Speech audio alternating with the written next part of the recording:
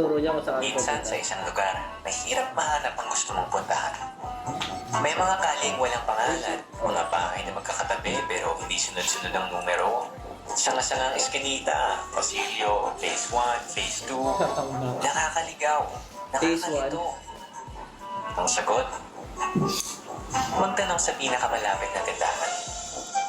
Gustong malaman kung saan nakatira yung magaling na manghihilot? O yan o, ako yan. Ay, Ako ba dito nakatira yung magaling na manghihilot? Yung haba na listahan nyo, ha? Continue straight. And then, keep right. At the third corner, turn left. Okay, sabi ng wiki nga.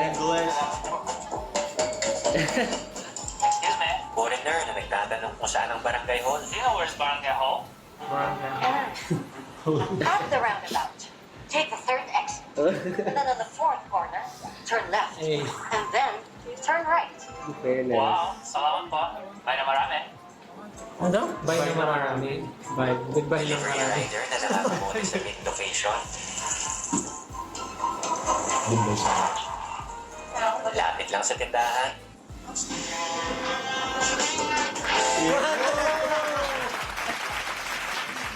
Pinoy Idol. In 200 meters, turn left. After 3 corners, turn right. Doon ka. Doon ba? Oh. Ganyan ang tindahan. Kabisado, bawat sulok barangay na pinagsisilbihan Oo ito. nga, no, pagtindahan nga, no, Kaya paano may naman. bibili, madali ang kailangan. Lapit lang sa tindahan. Kasi dito, You have reached your destination. Kilala ko to eh, lagi ko to nakikita eh. Nagti-theater siya.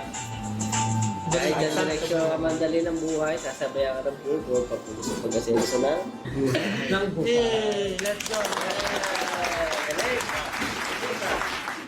Bakit walang nangutang? Ali yung... Ano doon? Bakit parang direction na parang... Waze. Alam mo yung Waze? Oo nga.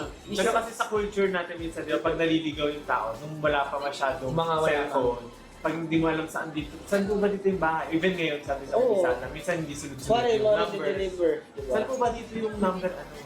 Sa, pag galing sa tindahan, So, normal yung tatanungan mo tindahan tindahan. talaga. Di ba? It's very mirroring the life. Kasi ganun din eh. Maraming iba pa nga, nagiinuman doon sa tindahan, may nagdadama. Alam mo yung may nagdadama sa tapat ng tindahan. Ginuguhit na lang sa semento. Kasi yung kapitbahay namin dati, sari-sari store, tsaka bakery. So, talagang ganun-ganun yung nangyayari. Talungan.